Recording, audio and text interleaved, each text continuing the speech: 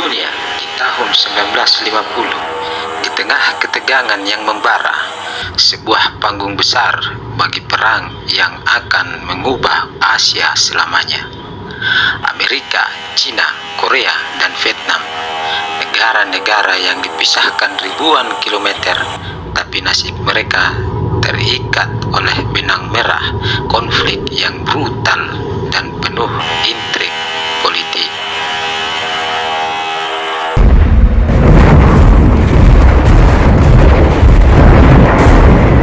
Serangan mendadak ini mengguncang moral pasukan dan membuat Presiden Truman harus mempertimbangkan keputusan yang paling berbahaya, yaitu penggunaan bom atom. Sementara itu, di belahan dunia lain, Indochina menjadi saksi pertempuran sengit antara Prancis dan pasukan Vietmin yang semakin kuat. Pertempuran brutal di tanah Asia ini bukan hanya membentuk nasib bangsa-bangsa yang terlibat, tapi juga menjadi bagian penting dari cerita panjang Perang Dingin. Dan inilah Perang Dingin, perang yang menghantui dunia dengan bayangan kehancuran total.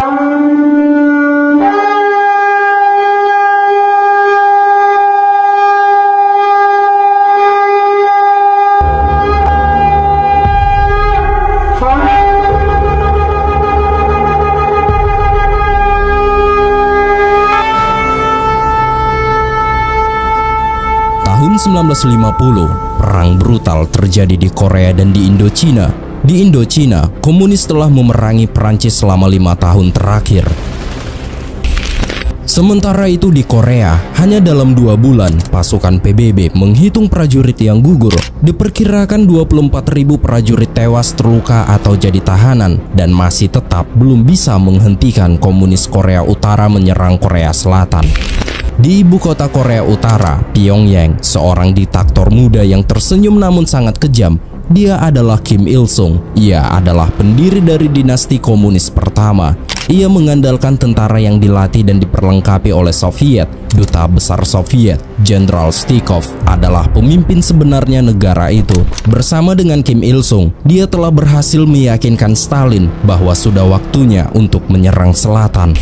Sementara itu sekutunya, Ketua Partai Komunis Cina, Mao Zedong, telah memberikan persetujuan dan Mao Zedong mengatakan, "The Sino-Soviet alliance will be the triumph of peace."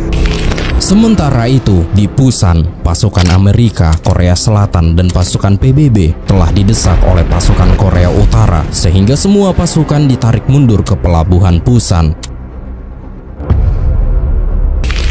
Pasca Perang Dunia Kedua, ketegangan antara dua kekuatan super, yaitu Amerika Serikat dan Uni Soviet, menciptakan garis besar Perang Dingin. Namun Asia menjadi front utama bagi perang proksi yang meledak, terutama di Korea Utara dan Vietnam, di mana perang ini memakan ribuan nyawa dan meninggalkan bekas luka sejarah yang mendalam. Pada tahun 1950, Perang Korea meletus, sementara Vietnam mulai menjadi ladang pertempuran ideologi antara komunis dan kapitalis. Kemudian di tanggal 15 September 1950, armada sekutu telah mendekati Incheon dengan 230 kapal perangnya. Di atas armada, MacArthur mengibarkan bendera PBB. Hal itu menandakan bahwa operasi militer tersebut tidak hanya diwakili oleh Amerika Serikat, tapi juga seluruh perserikatan bangsa-bangsa. Setelah MacArthur memberikan pengarahan singkat, barulah serangan brutal dari armada sekutu dimulai, sehingga tembakan meriam mulai menghujani pelabuhan Incheon.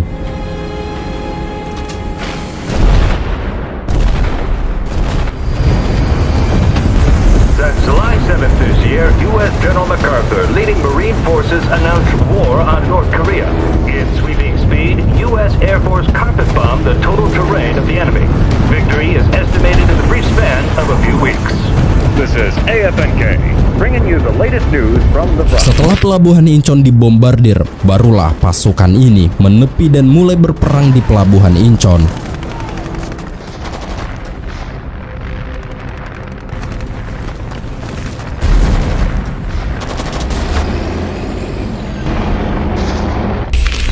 Hasil dari pertempuran ini, pasukan sekutu berhasil mengambil alih pelabuhan Incheon. Banyak pasukan dari kedua belah pihak yang gugur dan pasukan Korea Utara yang masih hidup mulai menyerah, dan seperti biasa, para tahanan langsung ditelanjangi.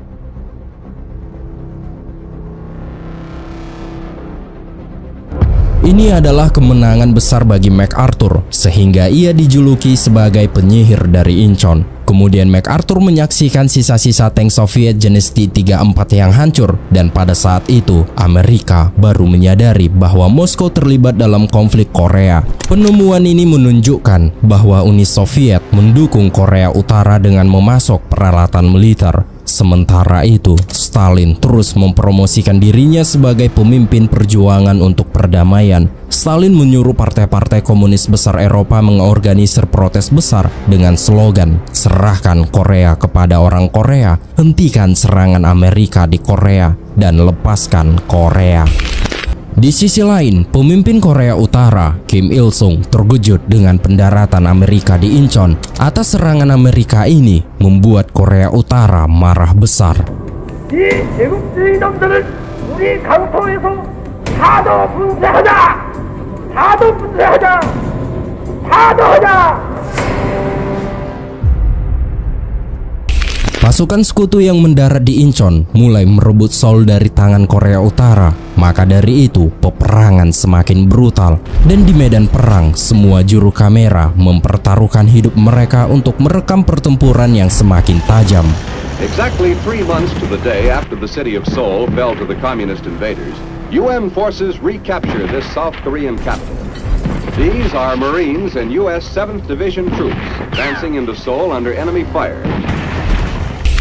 Hasil dari pertempuran di Seoul, Amerika berhasil merebut Seoul dari tangan Korea Utara, dan di tanggal 26 September 1950, Amerika mulai mengibarkan benderanya sekaligus bendera PBB di istana pemerintahan yang kini sudah nyaris tidak utuh. Dan setelah beberapa hari penaklukan Seoul, MacArthur membawa Syngman Rhee ke kota tersebut. Di sana Syngman Rhee sangat berterima kasih kepada MacArthur karena telah menyelamatkan rakyat Korea Selatan dari cengkraman Korea Utara. Kemudian Syngman Rhee ingin melewati garis paralel ke-38 yang telah memisahkan Korea sejak tahun 1945. Ia berniat terus maju meskipun tanpa izin dari PBB. Ia berencana ke Sungai Yalu yang merupakan sungai besar yang menciptakan perbatasan alami dengan Cina. Amerika Serikat sangat membantu Korea Selatan. Bahkan Amerika menuntun pasukan Korea Selatan ke garis paralel ke-38 tanpa izin dari PBB.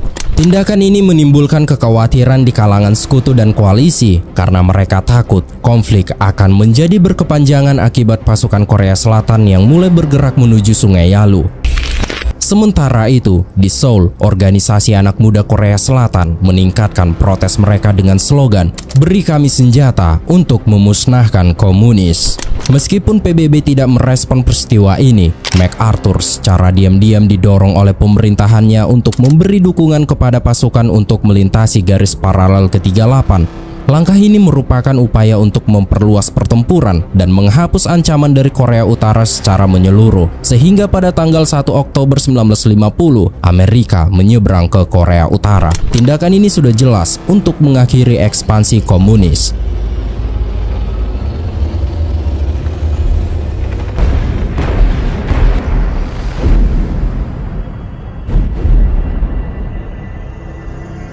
Pasukan Amerika yang terus-menerus melakukan serangan membuat komunis Korea Utara mulai mengalami kehancuran. Prajuritnya banyak yang gugur, bahkan mayat-mayat mereka dibiarkan membusuk di jalan, sedangkan Kim Il-sung bersembunyi di pegunungan. Saat ini Kim Il-sung menolak untuk bertempur karena dia tahu bahwa kekuatan militernya sudah melemah. Ia hanya menunggu Cina memasuki konflik ini. Sementara itu, pemimpin komunis Cina, Mao Zedong, yang mengetahui penyeberangan Amerika ke paralel ke-38 membuatnya marah dan tak bisa menerima atas penyeberangan itu. Mao Zedong mengatakan,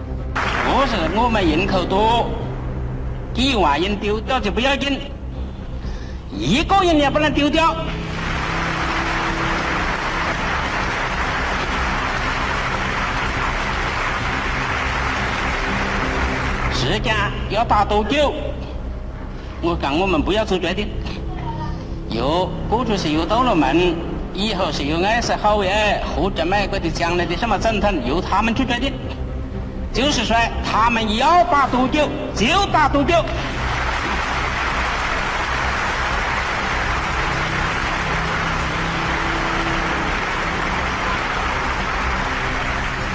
一次打到会的胜利。 Setelah 2 minggu melintasi garis paralel ke-38, tepatnya tanggal 15 Oktober 1950, di sebuah pulau di Pasifik, Presiden Amerika Harry S. Truman datang menemui Jenderal MacArthur. Truman datang untuk menyematkan medali di dada MacArthur dengan senyuman manis. Namun di balik senyuman manis ini, Truman datang untuk mengungkapkan tentang penyeberangan ke paralel ke-38. Akibat dari penyeberangan itu, mereka mendapat laporan dari CIA tentang ancaman intervensi Cina. Namun di sini MacArthur yakin bahwa Cina tidak memiliki sumber daya yang cukup untuk melakukan invasi, dan ia juga menjelaskan bahwa pasukannya harus menduduki Korea Utara untuk membangun kembali perdamaian, dan itu hanya akan memakan waktu beberapa hari. Dan ia memastikan bahwa semua prajurit akan pulang untuk merayakan Natal. Dan setelah pertemuan ini, Truman kembali lagi ke Amerika. Sementara itu, di Eropa terjadi kekhawatiran bahwa skenario serupa dengan yang terjadi di Korea bisa terjadi di Jerman.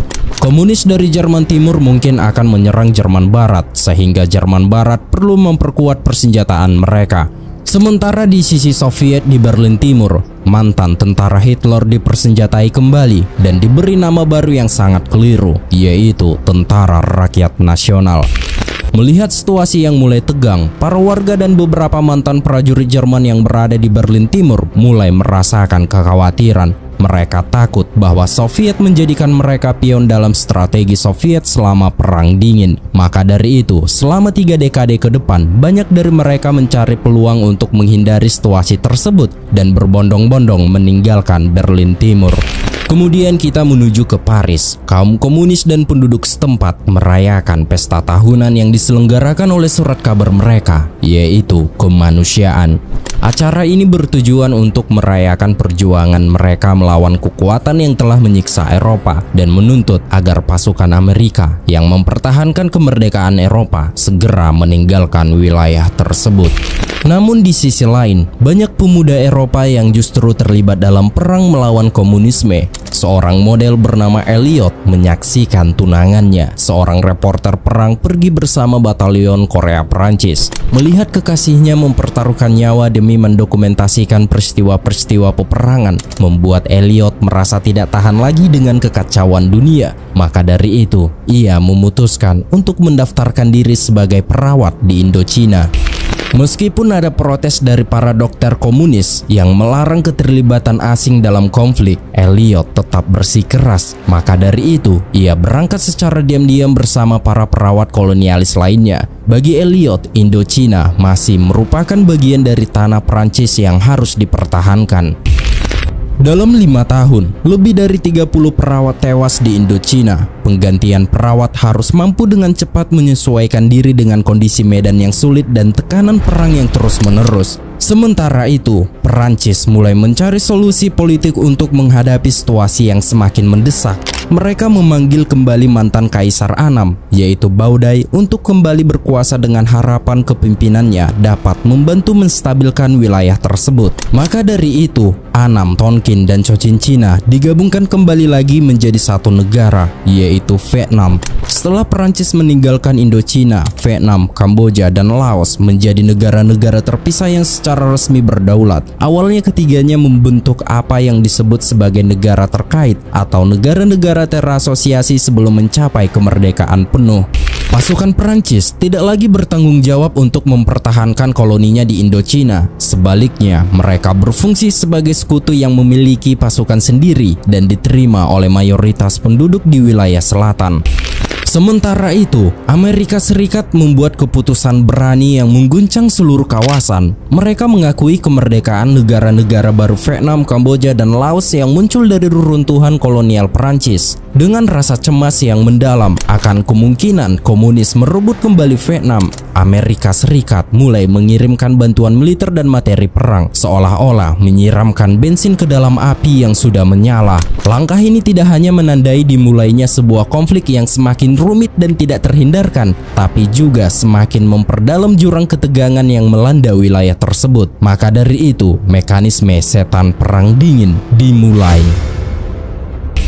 Sementara itu, di sisi lain, negara-negara komunis mengakui Republik Demokratik Vietnam dan pemimpinnya yang gigih, yaitu Ho Chi Minh. Saat ini, Ho Chi Minh hanya memiliki kendali atas zona pegunungan di utara, di sepanjang perbatasan Cina. Dulu sekelompok kecil pejuang perlawanan, kini pasukan tersebut telah tumbuh menjadi kekuatan besar dengan 100.000 anggota yang dipimpin oleh Jenderal Militer Vo Nguyen Giap. Mereka dipersenjatai dengan baik dan sering mendapat dukungan dari Cina. Kemudian, Giap dan Ho Chi Minh mulai menyusun strategi untuk merebut kembali negara mereka. Maka dari itu, di musim gugur tahun 1950, mereka bertekad untuk meraih kemenangan yang akan mengukuhkan kembali kendali mereka atas Vietnam dan mengakhiri kekuasaan kolonial Perancis. Langkah ini merupakan bagian dari perjuangan mereka untuk mencapai kemerdekaan penuh dan unifikasi Vietnam di bawah pemerintahan komunis. Tahap awal, pasukan Viet Minh berencana untuk memburu sisa pasukan Prancis dari rute RC4 yang mengikuti perbatasan Cina. Dalam strategi awal ini, mereka harus merebut posisi strategis di Cao Bang, Dong He, dan Lang Son. Dan pada tanggal 16 September 1950, barulah divisi ke-308 Viet Minh melakukan penyerangan.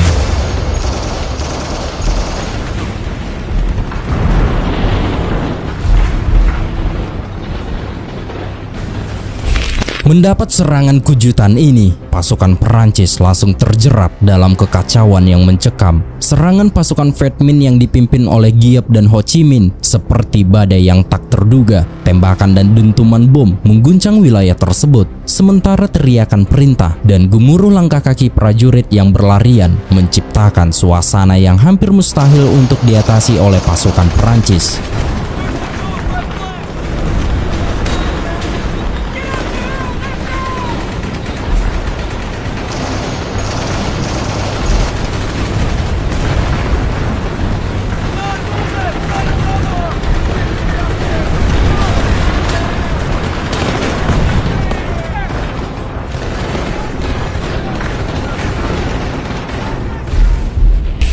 Hasil dari pertempuran di sektor ini, Perancis mengalami kekalahan telak. Pasukan Viet Minh berhasil merebut Dong He dan pos RC4 dan diperkirakan sekitar 5.000 pasukan Perancis tewas, terluka atau hilang dan hampir 4.000 lainnya ditangkap sebagai tahanan perang. Keberhasilan ini juga memberikan keuntungan besar bagi Viet Minh karena mereka memperoleh senjata dan material yang signifikan. Kemudian para tahanan mulai digiring menuju kamp kematian. Mereka berjalan berhari-hari bahkan berminggu-minggu.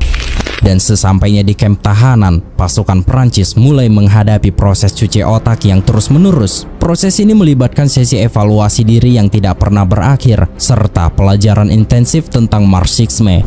Salah satu tahanan bernama Letnan Bockler mengingat sebuah momen penting saat ia ditahan. Saat itu, seorang perwira Viet Minh berteriak kepada para tahanan, menyebut mereka sebagai penjajah, penjahat perang, dan musuh rakyat Vietnam. Perwira itu mengancam bahwa para tahanan ini akan dibunuh dari tanah Vietnam. Namun Ho Chi Minh yang dikenal dengan kebijakannya yang lebih manusiawi memutuskan untuk memberikan amnesti kepada para tahanan. Dia menyatakan bahwa nyawa mereka akan diampuni jika mereka bersedia menjadi pejuang perdamaian. Meskipun adanya tawaran ini, banyak tahanan menolak kebijakan tersebut. Mereka merasa tidak mungkin untuk tunduk dan menandatangani permohonan perdamaian di Vietnam. Akibatnya, para tahanan yang menolak kebijakan Ho Chi Minh dibiarkan mati kelaparan. Dan para tahanan yang menerima kebijakan tersebut diberi sepotong nanas sebagai tanda kompensasi dan dukungan.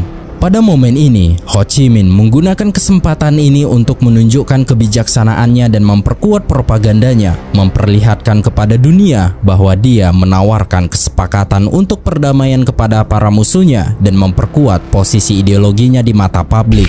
Sementara itu, di Korea, para tahanan Amerika digiring oleh tentara Korea Utara ke suatu tempat. Pemandangan ini direkam oleh pihak Korea Utara sebagai propaganda, memperlihatkan parade barisan tahanan Amerika di jalanan Pyongyang. Mengetahui banyaknya pasukan Amerika yang ditahan, membuat pasukan Amerika, PBB, dan Korea Selatan segera bertindak. Mereka terus mengejar kemunduran pasukan Korea Utara yang membawa para tahanan. Hingga akhirnya, pada tanggal 19 Oktober 1950, pasukan gabungan tersebut berhasil merebut Pyongyang, ibu kota Korea Utara. Setelah berhasil merebut Pyongyang, para prajurit Amerika yang menaklukkan simbol komunis ini menganggap bahwa perang di Korea telah berakhir. Namun MacArthur terus maju karena Kim Il-sung menolak untuk menyerah. Maka dari itu, pasukan gabungan ini masuk lebih dalam lagi ke utara dan mereka sampai ke Yalu, sungai yang menandai perbatasan dengan komunis Cina. Dan di awal bulan November 1950, MacArthur mempersiapkan serangan terakhir terhadap sisa-sisa pasukan Korea Utara. Sementara itu, tanpa disadari oleh pasukan Amerika, ternyata 300.000 tentara Cina telah bersiap untuk melakukan pertempuran di Yalu. Pasukan Cina ini mulai maju dengan penyamaran ke Yalu dengan kondisi cuaca dingin minus 20 derajat Celcius. Prajurit Cina ini dikomandoi oleh Jenderal Peng Dehuai dan perwiranya yaitu Letnan Mao Anying yang merupakan putra sulung Mao Zedong yang berumur 28 tahun. Mereka telah mengatur tanggal penyerangan, yaitu saat perayaan Thanksgiving tanggal 25 November 1950. Kemudian, di sisi lain, para prajurit Amerika dengan penuh harapan menunggu kedatangan kalkun tradisional mereka yang dijatuhkan dengan parasut, sebuah tradisi yang tetap dipertahankan bahkan di medan perang. Ini adalah Thanksgiving, hari di mana para pemukim kolonial pertama Amerika bersyukur karena berhasil bertahan hidup hingga perayaan ini. Mereka menikmati hidangan sederhana yang menjadi simbol kebersamaan dan harapan di tengah kerasnya perjuangan. Namun di saat mereka sedang menikmati perayaan Thanksgiving, tiba-tiba mereka mendapat serangan yang mematikan dari pasukan komunis Cina.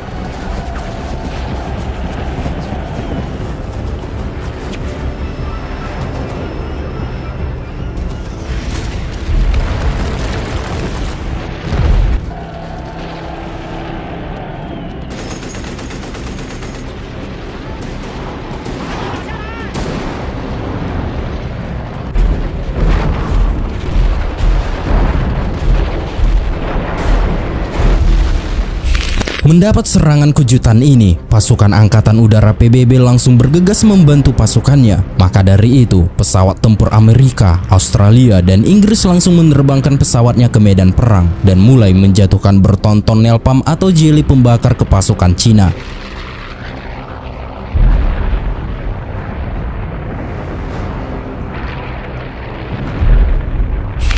Akibat aksi pengeboman ini, banyak pasukan Cina yang gugur terbakar dan hal yang mengejutkan, putra Mao Zedong tewas dalam pengeboman.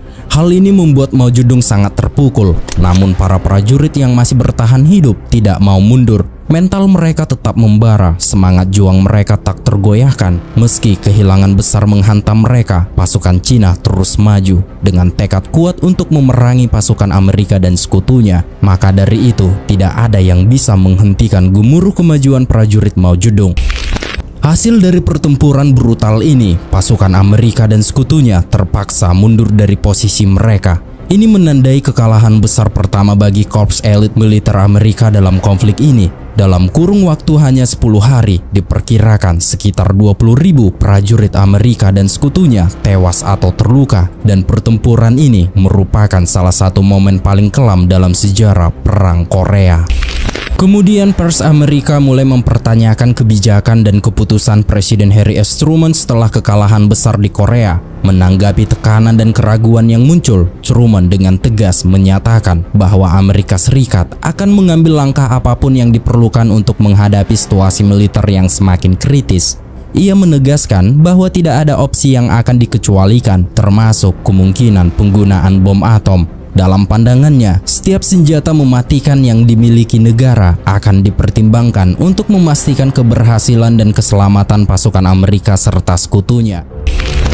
Kini, dunia mulai dibayangi dengan kehancuran total saat menyebut penggunaan bom atom, serta menunjukkan meningkatnya ketakutan akan perang nuklir.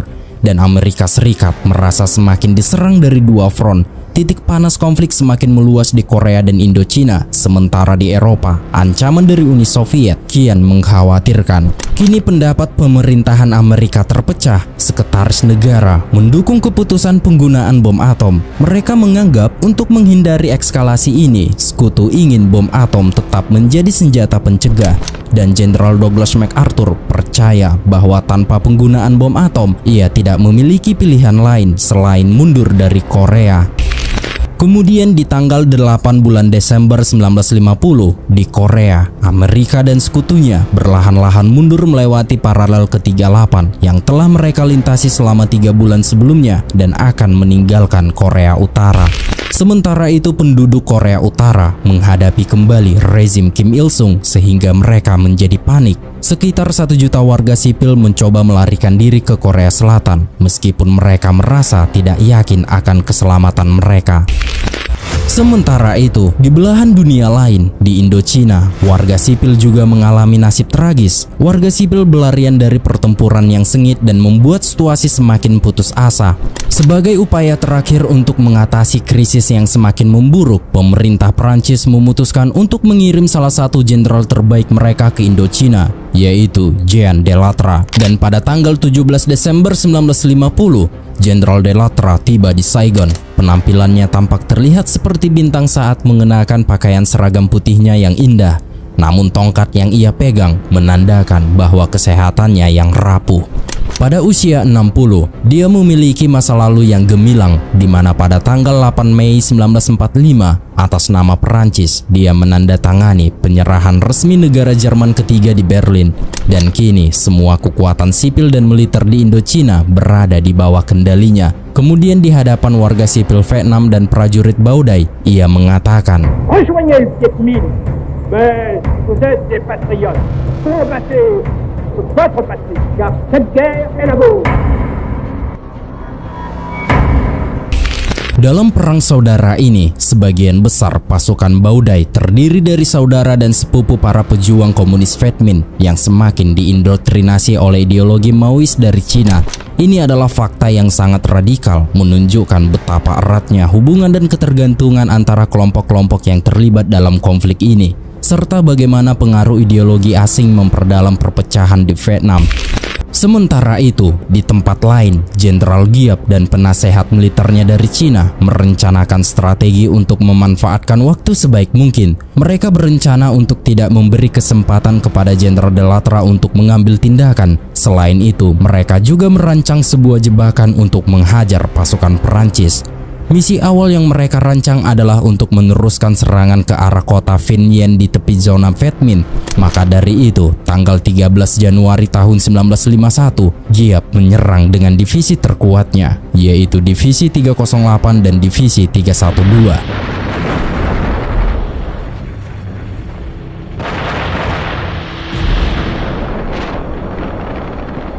Dari penyerangan awal pasukan Viet Minh ini membuat Jenderal Delattre menjadi panik dan langsung mengambil alih komando untuk mengerahkan pasukannya sendiri.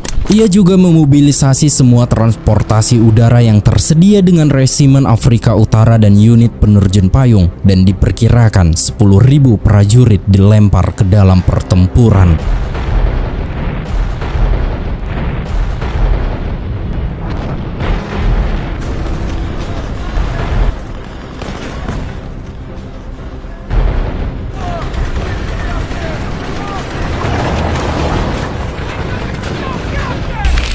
Di tengah peperangan, Delattre tidak ragu untuk menggunakan napalm dalam jumlah besar yang dipasok oleh Amerika Serikat.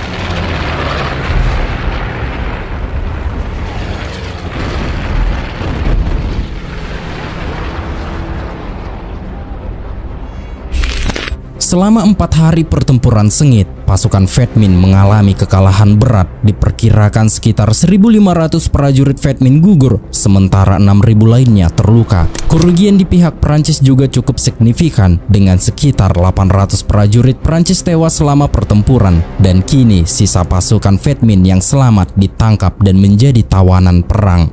Walaupun kemenangan ini merupakan kemenangan besar, Delattre tidak merayakan kemenangan ini. Delattre menjelaskan kepada jurnalis Lucien Bodar bahwa pertempuran belum berakhir selama Cina terus mendukung keuangan dan mempersenjatai Viet Minh. Delattre berusaha untuk menghentikan penyebaran komunis di Asia. Dia melihat dirinya sebagai pemimpin front selatan di Indochina dengan MacArthur di Korea Utara. Sementara itu, MacArthur berhasil menahan Cina dan mendorong mereka kembali melampaui paralel ke-38 ke Korea Utara. Maka dari itu, tanggal 14 Maret 1951 di Seoul, ibu kota Korea Selatan, pasukan Amerika dan PBB terus melakukan penyerangan dari artilerinya. Maka dari itu, ibu kota Korea Selatan ini terus bergonta-ganti ditaklukkan dan akhirnya Seoul berada di bawah kendali PBB lagi. Sementara itu, MacArthur datang untuk memberi selamat dan penghargaan kepada relawan dari batalion Prancis di Korea. Dan ini merupakan beberapa gambar terakhir MacArthur di Korea yang direkam oleh Behr yang merupakan kepala kopral. MacArthur mengangkat gelasnya untuk Prancis sesuai tradisi, dan selesai minum, MacArthur mendapat kabar bahwa seperempat dari batalion Prancis yang berada di garis depan kalah dalam pertempuran dengan bayonet. Menyadari kekuatan musuh yang semakin meningkat, MacArthur melihat bahwa tidak ada solusi lain selain menggunakan bom atom. MacArthur kemudian mengajukan petisi ke Washington untuk menggunakan 34 bom dalam upaya mengubah arah perang. Petisi itu disetujui dan pengiriman bom pun segera dimulai. Namun jumlah bom yang dikirim dirahasiakan dan bom-bom tersebut tidak dilengkapi dengan hulu ledakan nuklir.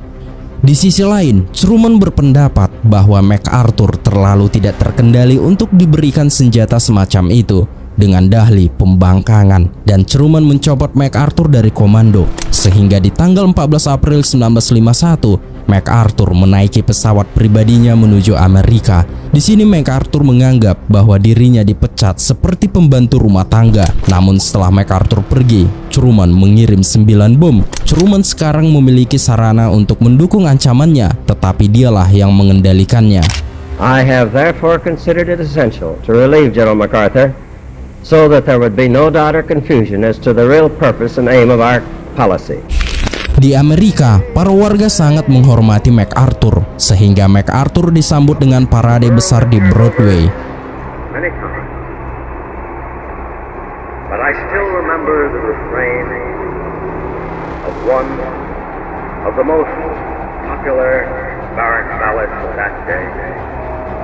An old soldier never die, day just fade away.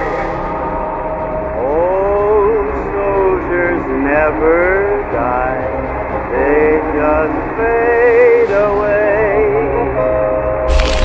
Di balik parade ini, opini publik percaya bahwa pemecatan MacArthur akan melemahkan posisi Amerika. Bahkan surat kabar dari Los Angeles Times membaca bahwa pemecatan MacArthur merupakan kemenangan Stalin. Dan di TV Amerika, senator Republik yang galak yaitu Joseph McCarthy melihat ini sebagai tanda pengaruh komunis di tingkat tinggi pemerintahan. Many American mothers have lost sons and now wonder why we didn't follow General Douglas MacArthur's sensible theory of hitting back. That is the suicidal, Kremlin-directed foreign policy, the extent of which is controlled by communists in our government. Kemudian pada tanggal 14 September 1951 di Washington, seperti biasa, Delattre membuat pintu masuk yang dramatis. MacArthur yang telah meninggalkan panggung membuat Prancis ini menganggap dirinya berkewajiban untuk menegakkan misi MacArthur. Saat itu, dia memakai pita lengan berduka dan istrinya yang berada di belakangnya berpakaian baju hitam. Delattre ingin menggunakan wibawanya untuk mendesak Amerika untuk melanjutkan usaha mereka di Asia, dan jika tidak, akan ada gelombang pasang yang dia sebut sebagai kolonialisme merah. In Korea and in Indochina, there is the same war. There is one war in Asia. And we know. And I am here everywhere explaining, making the demonstration of the truth that Korea and Indochina are the same battlefield for liberty against communism. Sementara itu, Dewan Keamanan PBB, delegasi Amerika menunjukkan senjata Soviet yang disita di Korea. Ini untuk mengecam keterlibatan Stalin yang semakin meningkat dalam konflik. Dan bukan hanya itu saja, Stalin ternyata juga memasok Korea Utara dan Cina dengan artileri ringan. Dan juga Stalin mengirim ratusan jet tempur. Jet tempur ini merupakan produk baru dari industri Soviet, yaitu Mikoyan Gorovik model 15 atau yang lebih dikenal dengan sebutan MiG-15. Kemudian pesawat Soviet ini dicat dengan warna Korea Utara dan sebagai propaganda berfokus pada wajah pilot Korea Utara yang kenyataannya hanya sedikit. Sebagian besar pilot adalah orang Soviet menjadi sukarelawan untuk membantu Korea Utara. Di tengah perjalanan, mereka berhadapan langsung dengan pilot Amerika dan ini merupakan pertempuran pesawat jet pertama dalam sejarah.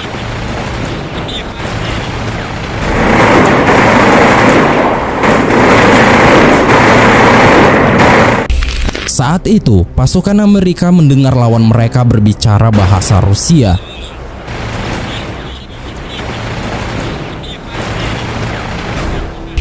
Bagi pasukan Amerika ini, mereka sangat kagum dengan pesawat jet Uni Soviet. Itu dikarenakan pesawat MiG-15 ini kecepatannya sangat cepat dan mampu terbang lebih tinggi. Maka dari itu, Amerika menganggap bahwa Soviet sekarang telah menguasai teknologi yang sangat maju. Namun pilot Amerika masih yang pertama dalam beraksi. Itu dikarenakan mereka lebih terlatih dalam penerbangan pesawat tempur. Di tengah-tengah pertempuran sengit, salah satu pilot Korea Utara berhasil dilumpuhkan sehingga pilot Korea Utara ini membelot dan berhasil mendarat dengan MiG-15-nya di pangkalan Amerika di Korea Selatan. Dia adalah No Kum Sok. Begitu mendarat, No Kum Sok segera menyerahkan diri kepada pasukan Amerika Serikat. Dan sebagai penghargaan atas tindakannya, No Kum Sok menerima hadiah sebesar $100.000 dari Amerika Serikat karena ia dianggap sebagai pengkhianat bagi pihak komunis. Selain itu, ia juga menyerahkan pesawat MiG-15 beserta informasi penting tentang teknologi dan strategi Korea Utara. No Kum Sok juga mengungkapkan bahwa banyak di antara pasukan Korea Utara merasa lega dan gembira saat Jenderal Douglas MacArthur ditarik dari pertempuran. Pasalnya, pasukan Korea Utara sangat takut dengan kepimpinan MacArthur. Sejak kepergian MacArthur, garis depan semakin tidak stabil, maka dari itu perang parit pun terjadi.